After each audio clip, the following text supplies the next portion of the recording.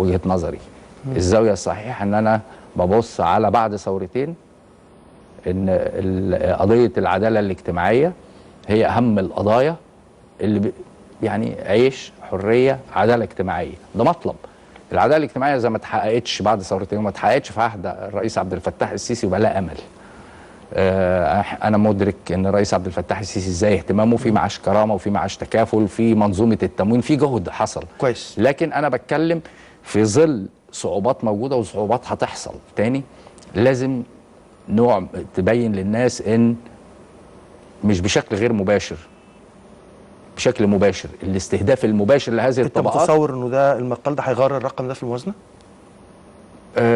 بأمل على الاقل زياده. يعني انت قلت انك اتكلمت مع رئيس الوزراء. اتكلمت مع رئيس الوزراء قلت له اقرا مقالي يتم بكره. تعديله؟ اتكلمت مع وزراء كتير في المجموعه الاقتصاديه في معظمهم، وخارج المجموعه الاقتصاديه ليهم اهتمامات يعني بتتخطى حدود او ليهم يعني مواطن مصري في الاساس ومدرك ترتيب الاولويات. بقول لحضرتك بدون ذكر اسماء، في ناس مقتنعه تماما وفي ينعكس تغيير حقيقي. هو خرجت من ايدين الحكومه خلاص، بتحال للبرلمان، موازنه احيلت للبرلمان في الموعد القانوني اللي بينتهي 31 مارس. اظن ان ممكن يحصل تعديل. رد الفعل بقى من نواب الشعب، رد الفعل الغالبيه الكاسحه مع اللي انا قلته.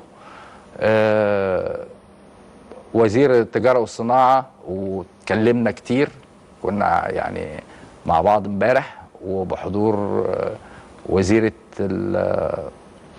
التعاون الدولي، كان معانا مجموعه. يعني هو وجهه نظر الراجل شايف ان انت لو سحبت دعم، الزياده في المخصص لدعم الصادرات هي لسداد ديون قديمه او ما يعتبرها ديون قديمه، مستحقات من سنوات سابقه لمصدرين ما خدوهاش. هو طبعا من حقه انه يدافع عن الفئه اللي بيتعامل معاها يعني. واختصاصه. هو متصور كلما زدت في دعم الصادرات بيقول احنا المفروض نوصل ل10 عشان نقدر نزود. لغايه اللحظه دي هل هذه الحكومه تعمل للعداله الاجتماعيه ام لا؟ ما اقدرش اقول لا، بس اقدر اقول بالتاكيد ليس بالدرجه الكافيه التي يتطلبها الظرف الراهن.